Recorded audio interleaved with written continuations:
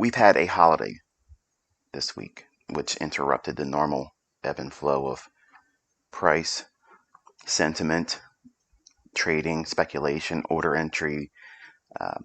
Just a lot of folks like to sit on their hands like me, and we don't want to touch those partial days where they trade 9:30 to 12.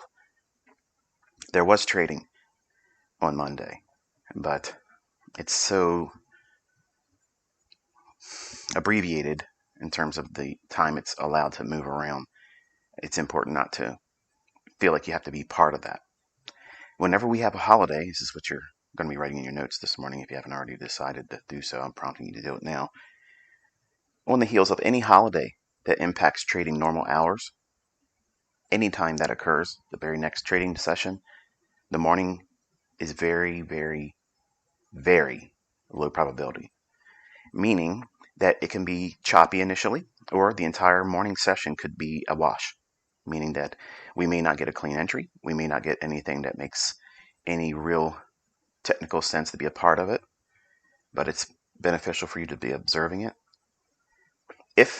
Now here's the thing that you want to know, if this morning is nothing that brings my attention to a specific setup, a draw on liquidity that makes more sense than I'm expecting, then I'll join you all in the afternoon session today.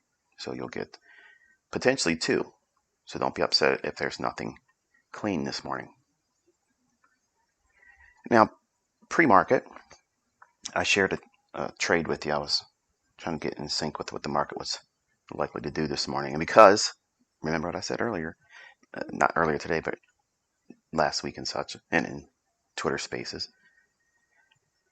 if I believe, if my analysis, if my experience, or I just get a hunch, I'm human, that I feel that the morning session is going to be problematic for me. If it's going to be choppy, if it's going to be listless, aimless, low liquidity run signatures are probably not going to be in favor, then what do I likely do? I like to look for a 7 o'clock in the morning to 8:30 in that time vicinity. I look for an opportunity to take a trade there. And what that does, number one, it removes the necessity for me to do what when 9:30 comes? Push the button. Chase something that may or may not be there. Whereas pre-market, because I understand that if those conditions are, in fact, what we're going to encounter this morning, which is problematic price action. Remember, while you're being mentored by me, it's not enough for me to sit here and say, here's the best fair value gap to buy or sell in. Here's the order block to buy in. Here's the breaker. Here's the draw on liquidity.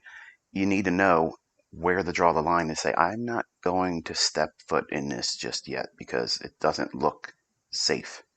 Now, we never have an opportunity where the market's 100% risk-free. But there are times when the probabilities are so shifted in our favor that it's almost a crime not to participate.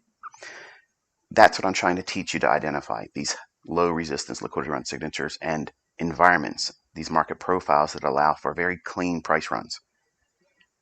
We don't have that this morning, okay? And I'm going to quickly go over why that's the case, okay? Number one, in your notes, you want to have a rough draft of all of your notes this morning, and then once you're done today, refine them and then add them to your journal, okay? Because there's going to be a lot of